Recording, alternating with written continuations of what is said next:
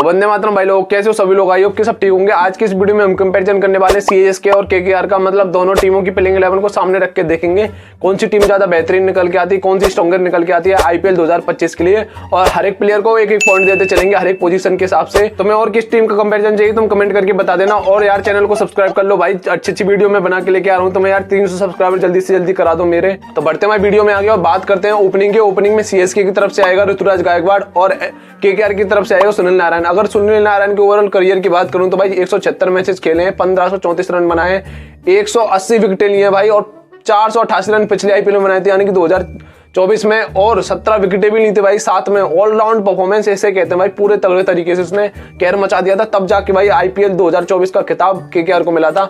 और वहीं पे स्ट्राइक रेट की बात करूं तो भाई इसका स्ट्राइक रेट 200 के लगभग ही था पिछले आईपीएल में, 180 190 के करीब स्ट्राइक रेट था इसका। और इकोनॉमी भी भाई इसकी सबसे तगड़ी इकोनॉमी थी 6.73। अगर वहीं पर ऋतुराज गायकवाड़ की ओवरऑल करियर की बात करूं तो 66 मैचेस खेले हैं, 2380 रन बनाए हैं, पिछले आईपीएल में 583 रन बनाए थे और 137 का स्ट्राइक रेट है। तुम यहीं पे कंपैरिजन कर सकते हो भाई दोनों प्लेयरों में से सुनील नारायण ज्यादा अच्छा निकल के आ रहा। बैटिंग ले लो बॉलिंग ले लो भाई, सुनील नारायण का ये अगर टिक गया तो भाई बहुत बुरी तरह मारता है और नहीं टिका तो भाई वो आउट हो जाता है और बॉलिंग में कुछ ना कुछ अच्छा करके जाता है।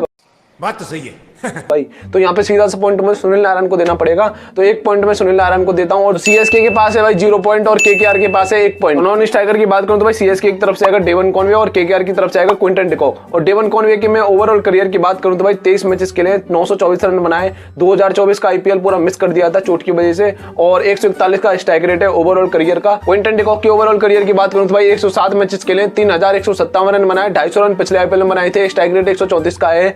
तो भाई इस हिसाब से लगा सकते हो पिछला आईपीएल ज्यादा अच्छा नहीं गया था क्विंटन डिकॉक का। दोनों ही नॉन स्ट्राइकर अपनी अपनी जगह पे बहुत खतरनाक है, डेवन कॉनवे को ले लो चाहे क्विंटन डिकॉक को ले लो। अगर तुम मेरे से पूछोगे तो मैं किसको पॉइंट देना चाहूंगा भाई, मैं सीधा सीधा क्विंटन डिकॉक को देना चाहूंगा, क्योंकि वो कंसिस्टेंट परफॉर्म भी करता रहता है और समय आने पे चौके छक्के और जो भी पारी संभालने वाली सिचुएशन होती है उस वहां पे अच्छा खेलता है और इस वजह से मैं क्विंटन डिकॉक को पॉइंट दे रहा हूँ। हमारे मतलब आपको मत सिखा। तो यहाँ पे केकेआर के पास हो चुके हैं 2 पॉइंट और सीएसके के पास है 0 पॉइंट। अगर मैं नंबर 3 की बात करूं तो नंबर 3 में सीएसके की तरफ से आएगा राहुल त्रिपाठी और केकेआर की तरफ से आएगा वेंकटेश अय्यर। अगर मैं राहुल त्रिपाठी के ओवरऑल करियर की बात करूं तो 95 मैचेस खेले हैं, 2236 रन बनाए, 165 रन पिछले आईपीएल में बनाए थे। ज्यादा मौका नहीं मिला था भाई एसआरएच की तरफ से, कभी हमारे ने पता नहीं क्या कर दिया था, ज्यादा मौका नहीं दिया। 139 का स्ट्राइक रेट है राहुल त्रिपाठी का। अगर मैं वेंकटेश अय्यर की बात करूं तो वेंकटेश अय्यर ने 50 मैचेस खेले, 1326 रन बनाए, 370 रन पिछले आईपीएल में बनाए थे, 158 का स्ट्राइक रेट है। तो तुम यहीं पे लगा सकते हो भाई कि वेंकटेश अय्यर बहुत मैच विनिंग प्लेयर है एक तरीके से केकेआर के लिए। तो यहाँ पे 1 पॉइंट वेंकटेश अय्यर को देना पड़ेगा और क्योंकि उसने पिछले आईपीएल में समय आने पे बहुत अच्छी अच्छी नॉक खेली थी फाइनल में सेमीफाइनल में, तो और तुम्हें पता ही भाई नॉकआउट मैचेस में कैसा परफॉर्म करता है वेंकटेश अय्यर, तो यहाँ पे 1 पॉइंट वेंकटेश अय्यर को देना पड़ेगा। तो भाई यहाँ पे केकेआर के पास हो चुका है 3 पॉइंट और सीएसके के पास है 0 पॉइंट। अगर नंबर 4 की बात करें तो नंबर 4 पे सीएसके की तरफ से आएगा शुभम दुबे और केकेआर की तरफ से तुम ले सकते हो रघुवंशी को या फिर अजिंक्य रहाणे को। अजिंक्य रहाणे होगा तो ज्यादा बेहतरीन होगा क्योंकि वो कैप्टन भी हो सकता है अजिंक्य रहाणे केकेआर की तरफ से, लेकिन यहाँ पे रघुवंशी को मैं प्लेइंग 11 में डालूंगा क्योंकि रघुवंशी अच्छा इमर्जिंग प्लेयर मेरे को नजर आ रहा है। तो शुभम दुबे को ओवरऑल करियर की बात करें तो 65 मैचेस खेले भाई, 1502 रन बनाए हैं यहाँ पे और 396 रन पिछले आईपीएल में बनाए थे। भाई क्या जबरदस्त पारियां खेली थी इसने शुभम दुबे ने, बीच बीच में आके 30 बॉल में 60 रन 66 रन भाई, तब क्या जबरदस्त पारियां खेली थी। और वहां पे स्ट्राइक रेट की बात करें शुभम दुबे की तो 140 का स्ट्राइक रेट है। पूरे सीएसके की टीम को उठा के देख लो भाई, सबसे बेहतरीन स्ट्राइक रेट इसी का मिलेगा शुभम दुबे का। अगर वहीं पे मैं रघुवंशी की बात करूं तो 10 मैचेस खेले, ज्यादा एक्सपीरियंस है नहीं, 163 रन बनाए जो कि 163 रन पूरे 2024 में बनाए थे, डेब्यू किया था भाई इसने। 155 का स्ट्राइक रेट इसका भी है भाई रघुवंशी का, हल्के में नहीं ले सकते रघुवंशी को, समझ रहे हो ना। लेकिन भाई कंसिस्टेंट परफॉर्मर के हिसाब से देखोगे ज्यादा रिलायबल कौन है तो शुभम दुबे है भाई, शुभम दुबे को 1 पॉइंट देना पड़ेगा। तो सीएसके के पास हो चुका है 1 पॉइंट और केकेआर के पास है 3 पॉइंट। नंबर 5 की बात करूं तो भाई सीएसके की तरफ से आएगा दीपक हुड्डा और केकेआर की तरफ से आएगा रिंकू सिंह। दीपक हुड्डा की ओवरऑल करियर की बात करूं तो भाई 118 मैचेस खेले, बहुत एक्सपीरियंस भाई इसके पास, 1465 रन ही बनाए, खाली ज्यादा कुछ नहीं कर पाया है और 145 रन पिछले आईपीएल में बनाए थे। बहुत मौके मिले थे भाई इसको, ओपनिंग में ले लो चाहे 1 डाउन 2nd डाउन बहुत बार आया है, लेकिन भाई इसने मौका का फायदा उठाया नहीं। और स्ट्राइक रेट की बात करें 129 का स्ट्राइक रेट है, मतलब तुम ही समझ सकते हो यार कैसा स्ट्राइक रेट है आईपीएल में, इतना नहीं चलता आज के जमाने में। रिंकू सिंह की बात करूं तो भाई 45 मैचेस खेले हैं, 893 रन बनाए हैं पूरे ओवरऑल करियर में, 168 रन पिछले आईपीएल में बनाए थे, ज्यादा कुछ खास नहीं कर पाया था, ज्यादा कुछ खास नहीं रहा था भाई रिंकू सिंह के लिए 2024 का आईपीएल, लेकिन जब भी मौका मिला उसने किया। उसके बाद स्ट्राइक रेट की बात करूं तो 148 का स्ट्राइक रेट भाई, बेहतरीन स्ट्राइक रेट है। यहाँ पे सीधा सीधा सा पॉइंट केकेआर पे जाता है, मतलब रिंकू सिंह पे जाता है। तो केकेआर के पास 4 पॉइंट हो चुके हैं और सीएसके के पास अभी भी 1 पॉइंट है। नंबर 6 की बात करूं तो नंबर 6 पे सीएसके की तरफ से आएगा सैम करन, जिसकी घर वापसी हुई है सीएसके में। और केकेआर में आएगा भाई the monster, the legend of KKR, Andre Russell. तो भाई ओवरऑल करियर की बात करूं सैम करन, 883 रन बनाए हैं, 58 मैचेस खेले हैं, 270 रन पिछले आईपीएल में बनाए थे, 16 विकेटें ली थी भाई अकेले इस बंदे ने। 136 का स्ट्राइक रेट था, मतलब पूरी पंजाब की टीम को अकेले लेके चल रहा था कह सकते हो। और वहीं पे आंद्रे रसेल की बात करूं तो भाई आंद्रे रसेल ने 126 मैचेस खेले हैं, बहुत एक्सपीरियंस भाई आईपीएल का इसके पास। 2484 रन बनाए, 115 विकेटें लिए भाई, 174 रन पिछले आईपीएल में बनाए थे। लेकिन विकेटें भाई तुम सुन के चौंक जाओगे, 19 विकेटें ली थी भाई अकेले इस बंदे ने। 9 की इकॉनमी थी, लेकिन विकेटें जो टाइम टू टाइम ली थी ना इसने, पार्टनरशिप को ब्रेक करने वाली, वही काम कर गई थी भाई आईपीएल जीतने में केकेआर को। तो भाई यहाँ पे सीधा सा पॉइंट तो मैं पता ही मैं किसको देने वाला हूँ, यानी कि आंद्रे रसेल को। बहुत डेंजरस बल्लेबाज है, बहुत डेंजरस बॉलर है, फील्डर है भाई, केकेआर की आधी टीम के बराबर मान सकते हो भाई आंद्रे रसेल को, यानी कि मैं आंद्रे रसेल को एक पॉइंट देता हूँ। केकेआर के पास हो चुके हैं 5 पॉइंट और सीएसके के पास अभी भी 1 पॉइंट है।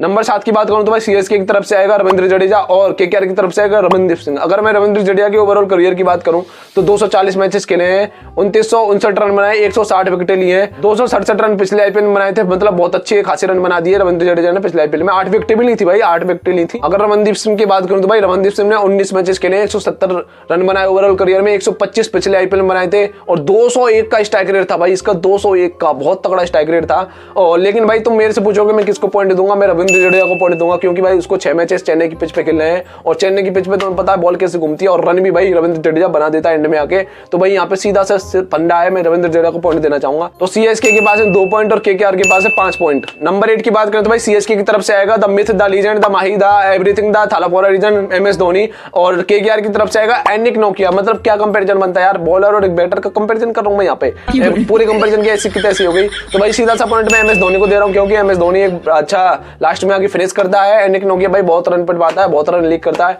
विकेटें उसके पास कम है। लेकिन एमएस धोनी की ओवरऑल करियर की बात करूं 264 मैचेस खेले, 5243 रन बनाए, 161 रन पिछले आईपीएल में बनाए थे। देख रहे हो भाई 161 रन बना गया, 7 में 8वें नंबर पे एमएस धोनी और 137 का स्ट्राइक रेट है एमएस धोनी का। अगर वहीं पे एनिक नोकिया की बात करूं तो 40 मैचेस खेले हैं इसने, 60 विकेटें लिए, 7 विकेटें 2024 में ली थी, विकेटें कम ली है। इकोनॉमी तुम देख के चौंक जाओगे, 13 की इकोनॉमी थी भाई इसकी 2024 में। अब लगा लो तुम किस हिसाब से पॉइंट दे दूं उसको, एमएस धोनी को पॉइंट देना बनता है। तो सीएसके के पास 3 पॉइंट है और केकेआर के पास 5 पॉइंट है। अगर मैं नंबर 9 की बात करूं तो भाई सीएसके की तरफ से आएगा खलील अहमद और केकेआर की तरफ से आएगा हर्षित राणा। हर्षित राणा की ओवरऑल करियर की बात करूं तो भाई 20 मैचेस खेले थे हर्षित राणा ने, 25 विकेटें लिए ओवरऑल करियर में, 19 विकेटें पिछले आईपीएल में ली थी भाई 2024 में।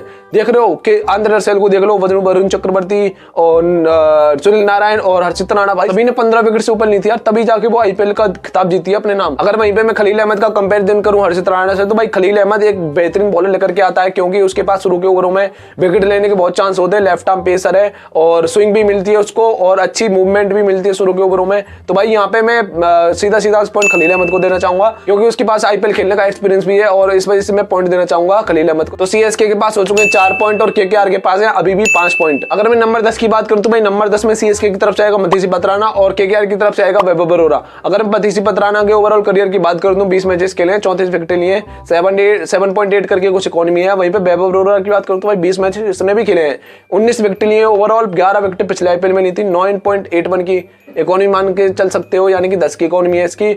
लेकिन भाई बेहतरीन बॉलर यहाँ पे मथीसी पत्राना है, क्योंकि डेथ में जो बॉलिंग करता है ना भाई, तुम्हें देखने लायक, तुमने देखी होगी यार कैसे गिल्लियों को खाट देता है। मैं सीधा सा पॉइंट यहाँ पे पत्राना को देना चाहूंगा, क्योंकि पत्राना डेथ बॉलिंग में बहुत अच्छी बॉलिंग करता है भाई, बहुत स्पेशलिस्ट बॉलर है डेथ बॉलिंग का, यॉर्कर बहुत अच्छी डालता है यहाँ पे और विकेटें भी, स्टेट्स भी उसके अच्छे हैं, इकोनॉमी भी अच्छी है। तो सीएसके के हो चुके 5 पॉइंट और केकेआर के हो चुके 5 पॉइंट, मतलब दोनों टीमों के बीच मैच टाई चल रहा है 5-5 पॉइंट पे। नंबर 11 की बात करूं तो भाई नंबर 11 पे स्पिनर आने वाला है, यानी कि सीएसके की तरफ से नूर अहमद और केकेआर की तरफ से वरुण चक्रवर्ती।